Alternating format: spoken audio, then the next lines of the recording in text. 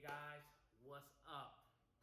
So, I wanted to make this video to talk about our keepers and to let y'all know in 3 short weeks, yes, 3, we'll be doing our fantasy football lottery pick live. Y'all get 2 bonuses this year, twice to see me either get upset or smile, however you want to look at it. Man, it's going to be a great year this year. I can't wait. But before I get into the fantasy keepers this year, I want to stop and give a sponsor a shout out to B-Bam's Breaks. You know, if you're wondering what that is, go check them out on Facebook. You can get you some memorabilia or some cards. Well, I don't know what he's going to really be doing. But look, right now he's doing mini helmets that are signed and been certified through Beckett or one of them other certification people. Very neat stuff, very cool. Man, you know, you might not get your team that you want, like a Saints or Eagles. Depends what you're doing, if you're going to be in a divisional break or whatever. You're not guaranteed, but it's just so neat to look at these things being signed and in person. It's just like my Alvin Kamara jersey. Just so happened, luck up, Craig invited me to this one league and I won it. Hey, super excited. People trying to get me to sell it. I'm not trying to sell it. Only if the price is right, where I can buy maybe 7, 8 more like that. Anyway, if you want it, come see me. Anyway, so now that that's over, let's go ahead and talk about our keepers. I'm going to start off with Greg. Greg, I predicted you before the season even started to win, but after I seen your keeper, I decided to take that back and throw that one in the trash can because keeping Galladay just didn't make no sense to me personally. After looking, you should have just went ahead and kept Deshaun Watson or Will Fuller. Even though Fuller stays hurt during the season, but he's been consistent for you. I know Will Fuller is your man. Greg, you got that man every year. He was just like, who was that one person you always took? I'm trying to think. God. Every year. Oh, LaShawn McCoy. That is exactly right. Will Fuller's like your LaShawn McCoy. LaShawn McCoy, man. You should have just kept him. I mean, you wouldn't even have to worry about where you drafted him at. He was on your board. You had him in your pocket. Now you got Skinny Kenny Galladay, whatever you want to call him. Period. Next, we're going with Leslie. Leslie, Austin Eckler is a question mark. Reason why I say question mark is because, yes, they still got Keenan Allen. Okay. Which I think he's going to struggle. And I think Austin Eckler is going to struggle because y'all losing. They are losing Phillip Rivers. So you have an unknown coming in as a quarterback, which one DB can cover Keenan Allen, and everybody else is going to stack the box. The only way Austin Eckler is going to, I think, be worth keeping unless you see him getting check downs and turning that into yards.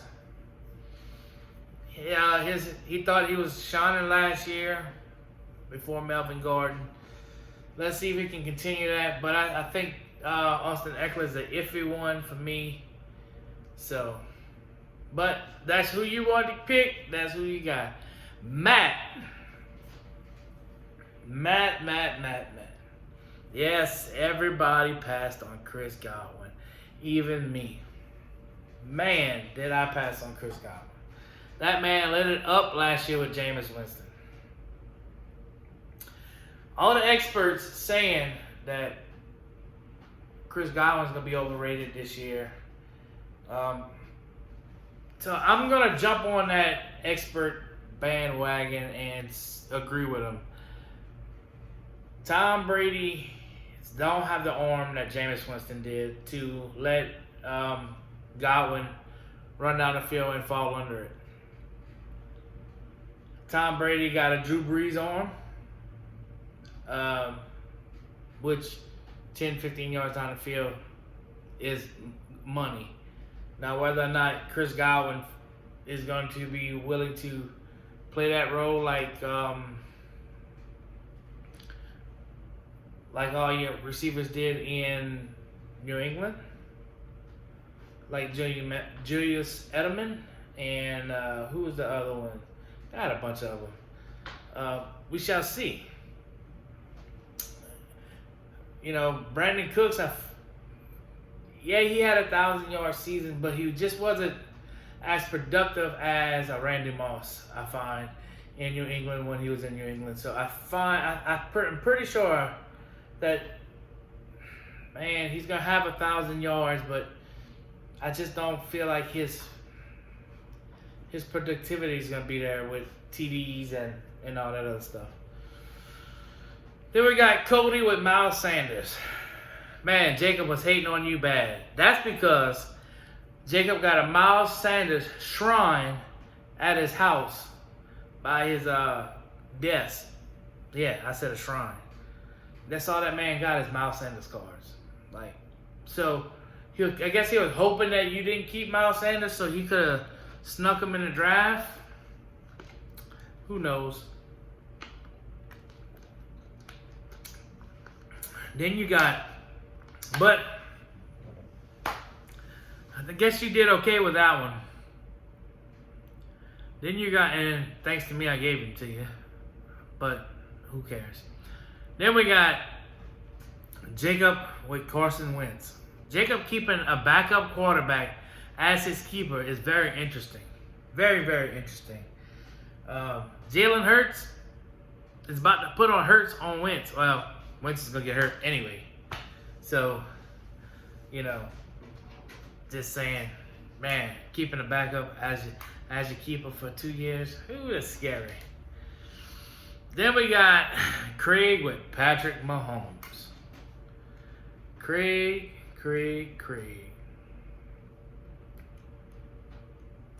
Man, are you trying to follow your buddy Mark?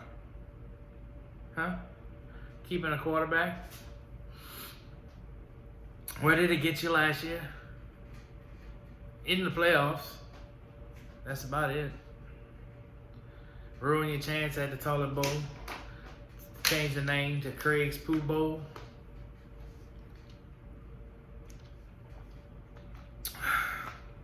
And then we got Carl with Cooper Kupp. To me, I thought you was going to go ahead and keep Russell Wilson, not Cooper Kupp.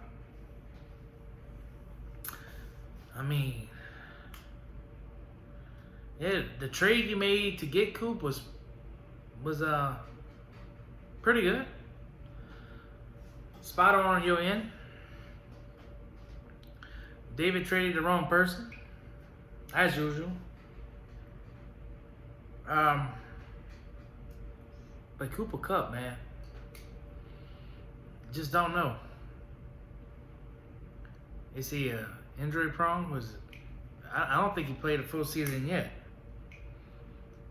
That might be like a Will Fuller. Then we got Mark with Lamar Ball Hog Jackson. Man. So, you're trying to go with Lamar and Christian, right? How did that work out for you last season, buddy? Huh? Where did you end up? Oh, wait. You had the #1 pick this year, because you fell in the toilet bowl. Mark, you got a running back that has been in the league for 3, almost 4 years now, and hasn't got hurt. Then you got your quarterback that just keeps the ball instead of handing it off to a good running back that can get down the field, that chooses to get the ball. What do you think is going to happen? Ask Michael Vick that question next time you do that keeper. Then we have Caleb with Devin Singletary.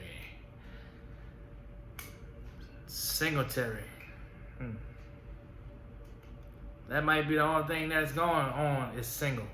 Because there ain't no Devin in the Singletary. He might be a backup running back or a part-time running back with all these pieces they're bringing in. That draft. You should see. We shall see how this plays out for you, buddy.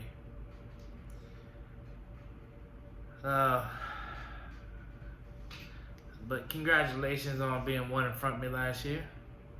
Whoopee. Anyway, so that was last year. This year's a different story. So we shall see how you finish. And then we got Mr. Clyde keeping Melvin Gordon. Man, Melvin Gordon. That's a big question mark right there. Don't know how the Denver offense is going to work around Melvin Gordon. Melvin Gordon's going to fit into that offense with Phillip Lindsay and Royce Freeman. Just don't know. We shall see who gets cut. And it would be bad news if Melvin Gordon got cut from Denver for you. Then we got me.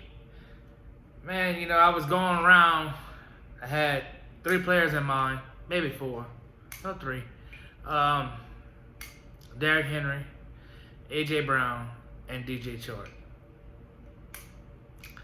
I didn't know how things were going to play out until I started messing around with some mock drafts and seeing where Derrick Henry was falling. And it's like, man, how do you pass up a 6th-round pick on a top 10 running back? You know, it could be a hit, it could be a bust. Don't know. But by keeping that running back, I done set myself up for a strategy already. And now we go on to the 2 guys that did not keep anybody, which I find that was crazy on their part. Man, Kenny, you could have kept Denver's most productive receiver, Cortland Sutton, this year, and it would have cost you nothing. What, 11th round pick? Man, that was a crazy move. A crazy move. Like, I just don't know. Or you could have kept, Detroit Lions running back, T.J. Hawkinson, if I'm saying it right. Man, he's going to be productive over there, but I think you should have kept Cortland Sutton. Looking back at your players, Cortland Sutton was the best keeper option for you available. And then we got David. Drafting Kyler Murray and giving him back to the draft lottery board. Giving him back to everybody that's in CPC Fantasy. Giving him back. Saying, he wasn't that productive last year. I'm going to get rid of him. Man, or you had DJ Moore, which Moore might be the best player besides McCaffrey in Carolina. With, what's his face? I can't even think of his name. He's not even relevant enough to keep his name going at LSU because, Joe Brady, that's his name. Joe Brady. Joe Brady as the offensive coordinator, man. I mean, DJ Moore was the guy. And you just let him go too. Like, he'll just fly. Like, man, David, there's only one good thing about you this year. You can't get the number 2 pick because we already know that's gone. So, hey, in 3 weeks, y'all get to see this beautiful face get red again because you never know how it falls or I might smile. So, until then, later.